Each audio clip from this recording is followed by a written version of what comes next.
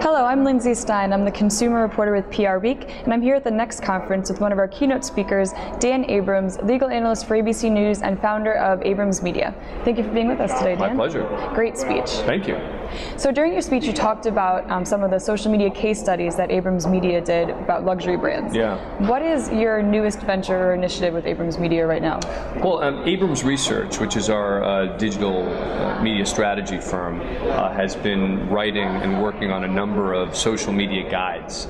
We did one for luxury brands, we did one broader for businesses, we did one for not-for-profits, we did one for labor unions. So we did a whole bunch of social media guides. I think my team is thinking about another one potentially for sports. Awesome. So that's exciting. And then, of course, on the content side, we've got 7 web properties, and we're certainly going to be launching more websites. Great. And when we talk about campaigns and marketing and PR, creativity is really key, but that often involves taking risks. What do you think are some of the best practices in taking risks in campaigns?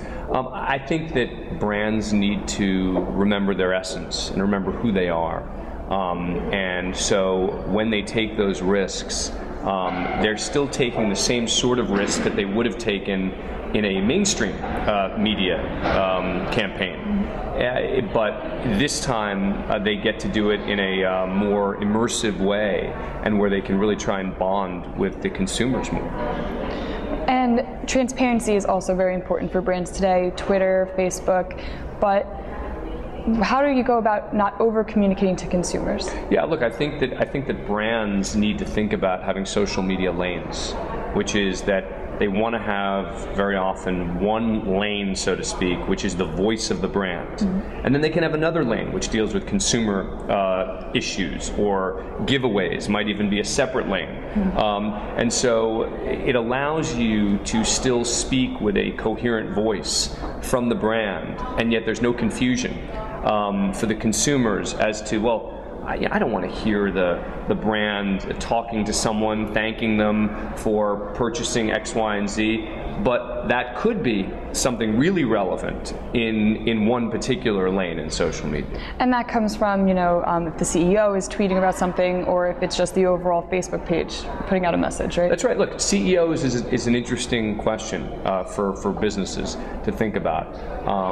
How much do they want their CEO in social media? I do think it tends to be a good idea, but I think that it tends to be like a dinner conversation, which is that you want the CEO to say things that will make people admire him or her, like the person more, etc. But there are going to be certain topics which are probably not appropriate for dinner, for a business dinner. Exactly. And so you just want to be careful.